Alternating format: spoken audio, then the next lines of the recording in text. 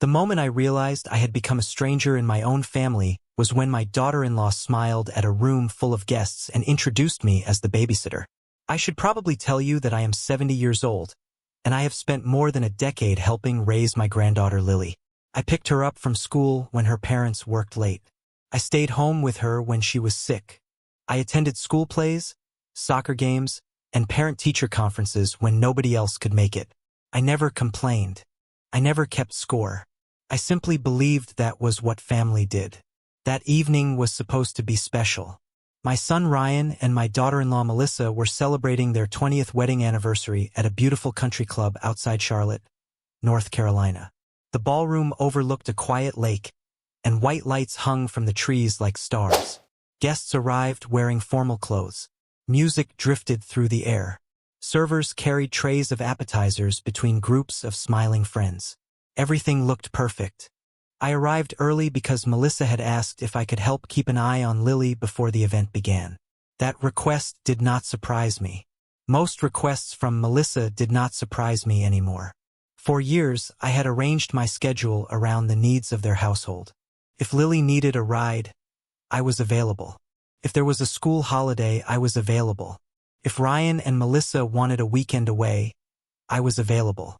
Somewhere along the way, being available became my identity. At least to them. When the reception was in full swing, Melissa gathered several guests near one of the cocktail tables. I happened to be standing nearby with a glass of iced tea when one woman asked how she and Ryan managed such demanding careers while raising a child. Melissa laughed. It was the polished laugh she used whenever she wanted to impress people. Then she pointed toward me.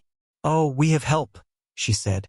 Several people turned and smiled in my direction. Melissa continued speaking. "That is our babysitter. Honestly, we could not survive without her." The group laughed warmly. One man even nodded approvingly. Nobody knew there was anything wrong with what she had said. Why would they? They believed her. To them, I was simply an older woman helping with childcare. Nobody knew I was Ryan's mother. Nobody knew I had been part of this family long before Melissa ever arrived. For a moment, I wondered if I had misheard her. Surely she would correct herself. Surely she would add that I was family. Instead, she lifted her glass and smoothly changed the subject. The conversation moved on. I remained standing there with my iced tea slowly melting in my hand. Nobody noticed my silence. Nobody noticed the expression on my face. The strange thing is that I was not angry. Not immediately. I was confused. I kept replaying the moment in my head. Babysitter. Not mother-in-law. Not grandmother. Not family. Babysitter. A title given to someone who clocks in and clocks out. Someone who is hired. Someone who can be replaced. I looked across the room and found Ryan talking with a group of friends. Had he heard it? I could not tell. If he had, he certainly did not react. That hurt more than Melissa's words. As the evening continued, guests smiled at me differently. A few thanked me for helping the family. One woman asked how long I had worked for them. Another asked whether I watched children professionally. Every question felt like a tiny crack spreading through something I had spent years building. By the time I stepped outside onto the terrace overlooking the lake, I could not stop thinking about one question. If Melissa truly saw me as the babysitter, then what had I been to them all these years? The cool evening air helped clear my head, but it did not erase the question that kept repeating itself. I stood on the terrace overlooking the lake while laughter drifted from the ballroom behind me. Reflections from the string lights shimmered across the water. It should have been a beautiful moment. Instead, I felt like a visitor watching someone else's family celebrate. After a few minutes, I returned inside. The anniversary party was moving into its next phase. Guests were finding their seats for dinner. Servers carried plates between tables decorated with white roses and silver candles. Everything looked elegant. Everything looked carefully planned. I found my assigned seat near the back of the room, not far from the service station where waiters came and went throughout the evening. As I sat down, a woman beside me smiled warmly. She appeared to be one of Melissa's co-workers. "You must be wonderful with children," she said. I looked at her for a moment. "Why do you say that?" She laughed lightly. Melissa talks about how much you help with Lily. It sounds like you spend a lot of time with her. I nodded. I do. The woman smiled. Families are lucky when they find dependable childcare. The comment was harmless. She meant no offense. Still, the words settled heavily in my chest. Dependable childcare. I glanced across the room at Ryan. He was helping greet a few late arrivals. For years I had told myself that my sacrifices mattered because they strengthened the family. Every early morning school drop-off. Every afternoon spent helping with homework. Every holiday when I cooked while everyone else relaxed.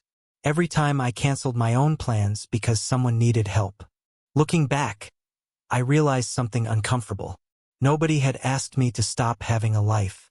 I had simply assumed my role was important. Perhaps too important. Dinner began. Conversation flowed easily around the tables. Guests shared stories and raised glasses in celebration of Ryan and Melissa's 20 years together. Several people complimented the event. Others spoke about marriage, family, and commitment. I listened quietly. Then I heard Melissa speaking at a nearby table. Her voice carried just enough for me to catch pieces of the conversation. Someone asked how she balanced work and parenting. Melissa laughed. Honestly, we could never do it alone. A guest nodded. Your childcare situation sounds amazing. Melissa smiled. It definitely makes life easier. Again, she said nothing else. No clarification. No acknowledgement. No mention that the person they were discussing was family. I looked down at my untouched dinner plate. The realization arrived slowly. This was not a mistake. It was not a careless comment. It was a version of me that Melissa had been presenting for a long time. A version that made her life look more impressive, more independent, more successful. Suddenly, dozens of little moments from previous years resurfaced. Holiday photos where I stood just outside the center of the frame. Social media posts thanking friends, neighbors, teachers, and coaches while somehow forgetting the person who spent nearly every weekday with Lily. Family stories told without mentioning who had quietly carried the responsibilities behind them. At the time, I ignored those things. Tonight, they felt different. Then I noticed someone watching me from across the room. Lily. My granddaughter sat between her parents, but her eyes were fixed on me. Unlike everyone else, she seemed to understand that something was wrong. For several seconds, we simply looked at each other. Then she frowned slightly. It was a small expression, but it carried concern far beyond her 11 years. Before I could smile back, Melissa leaned over and whispered something to her. Lily immediately looked away. The moment lasted only seconds, yet it left me with a strange feeling. Children often notice truths that adults spend years avoiding. And for the first time that evening, I began to wonder whether Lily knew far more than anyone realized. After dinner, guests began drifting toward the dance floor while soft music filled the ballroom. The atmosphere should have felt warm and joyful, but I could not shake the feeling that I was seeing my family through new eyes. Once a certain thought enters your mind, it becomes impossible to ignore. I watched people move through the room carrying drinks and laughing with old friends. Every few minutes someone stopped to speak with me. Most were kind. Most meant well. Yet the comments continued. One guest asked whether I worked full-time for the family. Another joked that I deserved a raise after helping raise Lily. Each remark landed a little harder than the last. None of them understood what they were saying because none of them knew who I was. Or perhaps more accurately, they only knew the version of me they had been given. I excused myself from a conversation and wandered toward a hallway lined with framed photographs from the country club's history. The quieter space offered a welcome escape from the noise. I stood there for several minutes studying old black and white pictures, pretending to be interested in them while gathering my thoughts. That was when I heard footsteps approaching. Grandma! I turned and saw Lily standing there. She looked nervous. At 11 years old, she was usually confident and energetic, but tonight she seemed unsure of herself. Hey, sweetheart, I said gently. Are you enjoying the party? She nodded, but the answer came too quickly. Something was bothering her. Children often try to hide their feelings. They are usually not very good at it. Lily looked down at the floor before speaking again. Are you okay? The question caught me off guard. For a moment, I simply stared at her. Out of everyone in that ballroom, she was the first person who had asked. Why would you ask that? I said softly. Lily shifted uncomfortably. Because of what Mom said earlier. My heart tightened. She had heard it. Of course she had. Children hear far more than adults realize. What did your mom say? I asked carefully. Lily looked around to make sure nobody else was nearby. Then she lowered her voice. When she called you the babysitter. Neither of us spoke for a moment. The hallway suddenly felt very quiet. Did that bother you? I asked. Lily nodded immediately. I do not like when she says that. Those words stopped me cold. Not when she said that. When she says that. The difference mattered. A lot. I kept my expression calm. What do you mean? Lily hesitated. Then she answered with the honesty only children possess. She says it all the time. For several seconds, I could not find words. I had spent the entire evening wondering whether this was a careless mistake. One unfortunate comment. One moment of poor judgment. But Lily had just destroyed that possibility with a single sentence.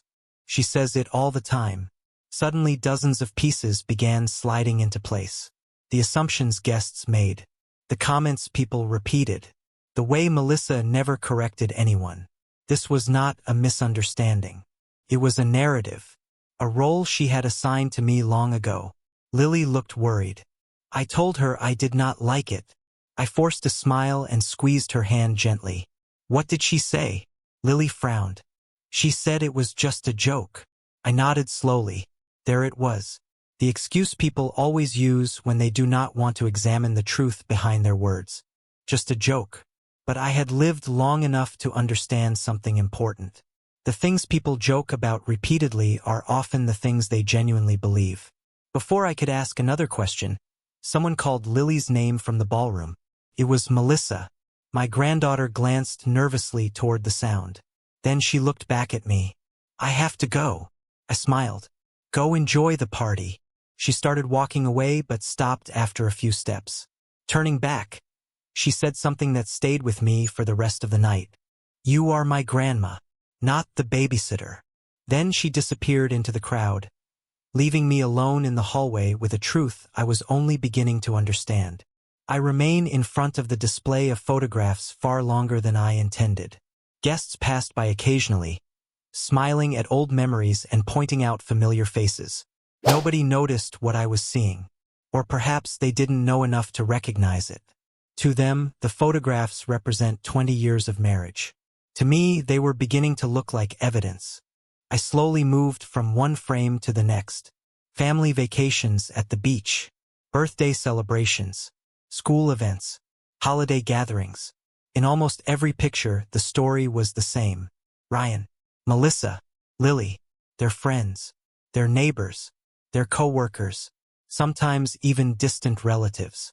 Yet somehow, the woman who spent millions of hours helping hold everything together appeared less and less as the years went by. At first, I tried to convince myself I was imagining it. Maybe I had simply been behind the camera. Maybe I had arrived late. Maybe I had stepped away. But the excuses became harder to believe with each photograph. Then I stopped in front of a picture taken 5 years earlier during a large family barbecue. I remember that day clearly. I had nearly 8 hours preparing food, setting up tables, decorating the backyard, and helping organize activities for the children. Yet, in the final photograph, everyone else stood together smiling while I was nowhere to be found. The memory hit me harder than I expected because I suddenly remembered what happened afterward. Melissa had posted that exact picture online. Hundreds of people commented about what a wonderful family they were, how lucky they were, how perfect everything looked. I had even clicked the heart button on the post. At the time, I never questioned why I was missing. Tonight, I finally did. There you are. The familiar voice started me. I turned and found Ryan approaching with 2 glasses of sparkling water. He handed one to me and smiled. You disappeared for a while. I accepted the glass. I was looking at the photographs. His eyes moved toward the display. Melissa did a great job putting all of this together. I studied my son's face. There was no malice there, no cruelty, just the comfortable confidence of someone who had stopped noticing things long ago. She certainly put a lot of effort into it, I said. Ryan nodded. The party turned out beautifully. For a moment, I considered asking him directly. I considered pointing at the photographs and asking why I seemed to vanish from so many family memories. I considered asking whether he heard Melissa introduce me earlier. I considered asking whether he knew how people saw me. Instead, I asked a simpler question. Ryan, do people here know I am your mother? The smile disappeared from his face. Not completely, just enough for me to notice. Of course they do, he answered quickly. Too quickly. I remained silent. Ryan looked away for a second before adding, well, most of them probably do. The response settled heavily between us. Most of them probably do. Not all of them. Not even close. Before either of us could continue, someone called his name from across the ballroom. Ryan touched over his shoulder. Sorry, Mom. I need to go handle something. Mom. The word sounded strange after that had happened. He squeezed my shoulder and walked away. I watched him disappear into the crowd. A few seconds later, I noticed Lily standing near the dessert table. She was speaking quietly with another girl her age. Then I saw something that made my stomach tighten. The other girl pointed towards me and asked a question. Lily immediately corrected her. Even from across the room, I could see the determination on her face. The girl looked surprised, then embarrassed. Lily nodded firmly and walked away. I don't know what had been said, but somehow I already knew the answer. And for the first time that evening, I began to suspect that my granddaughter had been correcting this same misunderstanding for much longer than I realized. The longer I watched Lily that evening, the more convinced I became that she was carrying a secret. Not a dramatic secret. Not the kind children hide because they are afraid of getting in trouble. It was something else. The expression on her face every time someone spoke about me told its own story. She looked tired. Tired of correcting people. Tired of hearing things she knew were wrong. Tired of pretending not to notice. The anniversary celebration continued around us. A band had started playing near the dance floor, and guests gathered to watch Ryan and Melissa share a dance. Applause followed. Cameras flashed. Everyone seemed happy. Yet I found myself paying less attention to the celebration and more attention to the small details unfolding around it. Sometimes the truth hides in the background. Near the coffee station, I overheard two guests discuss Lily. One woman smiled and said, "That little girl is lucky. Most families cannot afford someone so dependent helping with childcare." The other woman nodded. "Melissa told me she has been with them for years." I stood perfectly still. With them. Not part of them. With them. The distinction mattered. It always had. Suddenly, I understood why the misunderstanding had spread so far. It was not because people were careless. It was because they had been given the same version of the story repeatedly. Over time, repetition becomes reality. A few minutes later, I stepped outside onto a quiet side patio to get some fresh air. The night had grown cooler. Gentle lights illuminate the garden paths surrounding the country club. From a distance, I could still hear music drifting through the open doors. I sat on a wooden bench overlooking the water and allowed myself a moment of silence. Then I heard the patio door open behind me. I turned and saw Lily walking towards me. She looked relieved to find me alone. Without saying anything, she sat beside me. For a few moments, neither of us spoke. Then she asked a question I was not expecting. "Grandma, are you sad?" I considered lying. Children deserve honesty when they ask honest questions. "A little," I admitted. Lily nodded as though she had expected the answer. "I do not like it either." I looked at her. "What exactly do you not like?" She stared out at the lake before answering. "When Mom talks about you like that." The pain in her voice surprised me. This was clearly not the first time she had thought about it. "Why does it bother you?" I asked gently. Lily peeled. "Because it is not true." Such a simple answer. Such a powerful one. She picked at a loose thread on her sleeve before continuing. "Sometimes people ask me if you work for us." I felt my chest tighten. Lily kept talking. One time at school, another kid asked if you were our nanny. She looked down. I told them you were my grandma. For a moment I couldn't speak.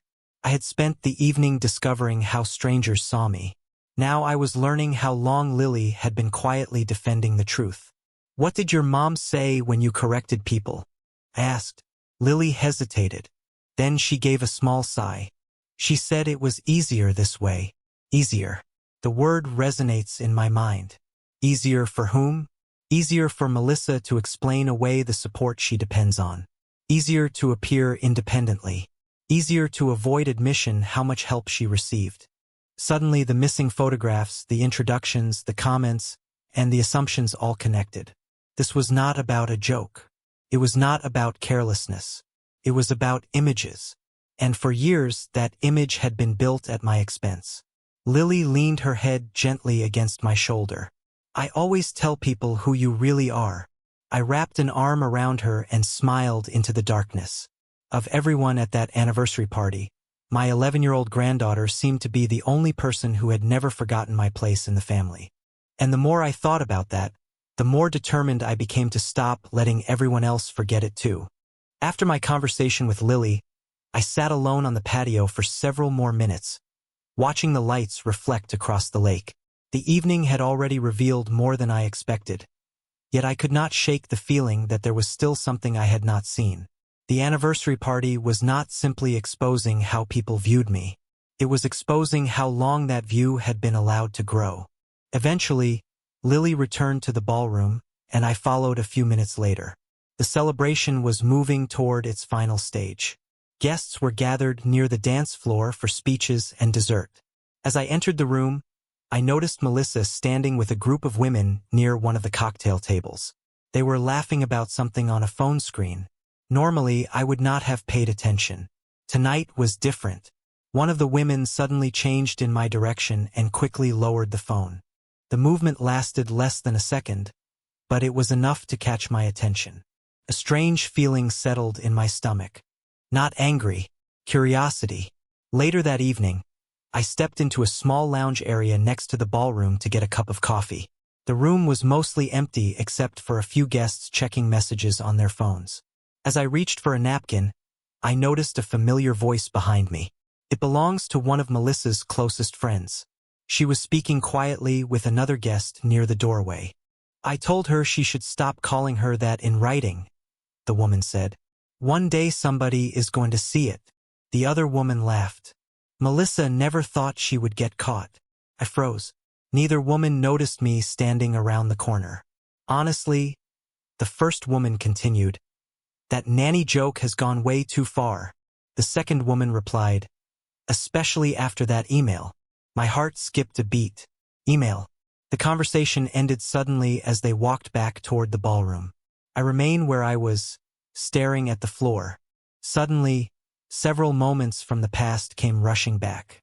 About 6 months earlier, Melissa had accidentally copied me on a scheduling message before quickly sending a corrected version. At the time, I thought nothing of it. I had deleted it without reading carefully. Now I wondered what else I had ignored. As I stood there replaying old memories, my phone vibrated. The screen displays a message from an unfamiliar number. My pulse quickened. Earlier that evening, Lily had unknowingly confirmed that people had been discussing me this way for years. Now another message has appeared. There was no greeting, no explanation, just an attachment. I hesitated before opening it. The document loaded slowly. When it finally appeared, I immediately recognized the format. It was a forwarded email chain. The original message had been sent by Melissa to several friends nearly a year earlier. I read the first few lines and felt the air leave my lungs. Melissa had been joking about childcare expenses.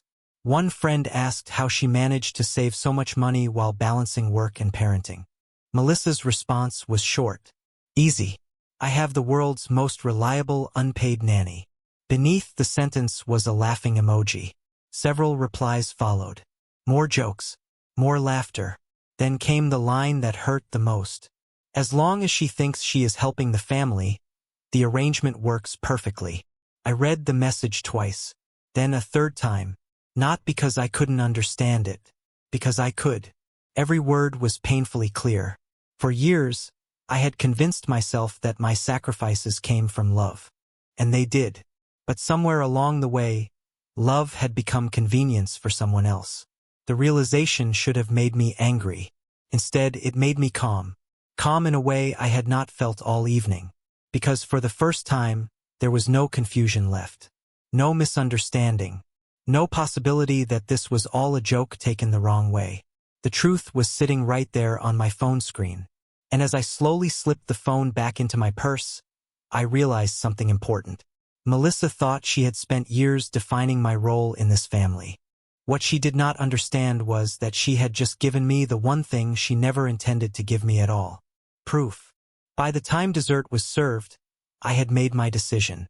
The email remained safely stored on my phone, and for the first time that evening, I felt completely calm. Not because the truth hurt any less, but because uncertainty had finally disappeared. Around me, guests continued enjoying the celebration. Plates of cake were delivered to each table. The band played soft music. Laughter echoed through the ballroom. Ryan and Melissa moved from table to table thanking people for coming. To everyone else, the anniversary party was ending exactly as planned. Then the master of ceremonies stepped onto the small stage near the dance floor and tapped the microphone. The room gradually quieted. Before we conclude tonight's celebration, he announced, we would love to hear a few words from family. Applause filled the room. Several guests smiled and looked toward Ryan and Melissa. Then the master of ceremonies turned in my direction. And I believe Ryan's mother would like to say something as well. For a brief moment, silence settled over the room. I noticed several guests exchange surprised glances. Ryan's mother. The phrase alone seemed to confuse some people. Slowly, I stood from my chair. Melissa's smile froze for just an instant before returning. Ryan looked surprised but pleased. Lily immediately sat up straighter. I walked calmly toward the microphone. Years of teaching had made public speaking feel natural, even when emotions were involved. Standing on the small stage, I looked across the room at dozens of faces. Friends, neighbors, co-workers, family members, people who believed they understood the story of this family. I smiled warmly. 20 years is a remarkable achievement. I began. Applause followed. Building a marriage takes patience, commitment, and sacrifice. Heads nodded throughout the room. I continued. And raising a family requires even more. My eyes briefly found Lily. She smiled back. Over the years, I have had the privilege of watching this family grow. I have attended school plays, doctor appointments, birthday parties, soccer games, and countless ordinary afternoons that became precious memories. The room listened quietly. Like many grandparents, I helped whenever I could. Not because anyone owed me anything. Not because I expected recognition. Simply because I loved my family. The silence deepened. Nobody was looking at their phones anymore. Nobody was talking. Tonight, several people have thanked me for helping with childcare. A few guests smiled politely. Some have even asked how long I have worked for the family. Nervous laughter spread through the room. I allowed the words to settle. Then I smiled gently. The answer is about 43 years. Confused expressions appeared across several faces. Ryan looked down. Melissa remained perfectly still. That is how long I have been taking care of my son. The room became completely silent. And 11 years ago, I gained the honor of becoming Lily's grandmother. I spoke the last word slowly. Grandmother. Not babysitter. Not helper. Not employee. Grandmother. The truth hung in the air without accusation or anger. I did not raise my voice. I did not embarrass anyone. I simply corrected the story. Life has taught me something important, I continued. Titles matter less than relationships, but respect matters more than either one. Several guests lowered their eyes. Others looked toward Melissa. I kept my attention on the audience as a whole. When someone quietly supports your life year after year, it becomes easy to take that support for granted. We forget the difference between help freely given and help expected. I raised my glass. So tonight, I would like to celebrate gratitude, because gratitude protects the things we value most. Then I looked directly at Lily. And I would like to thank one very special young lady for always remembering who her grandmother is. Tears filled Lily's eyes immediately. The room erupted into applause, stronger than any applause all evening. As I stepped away from the microphone, I saw something I had not seen once that entire night. Melissa looked uncertain. Not angry, not embarrassed. Uncertain. Because for the first time in years, the version of me she had presented to everyone else no longer matched the truth standing in front of them.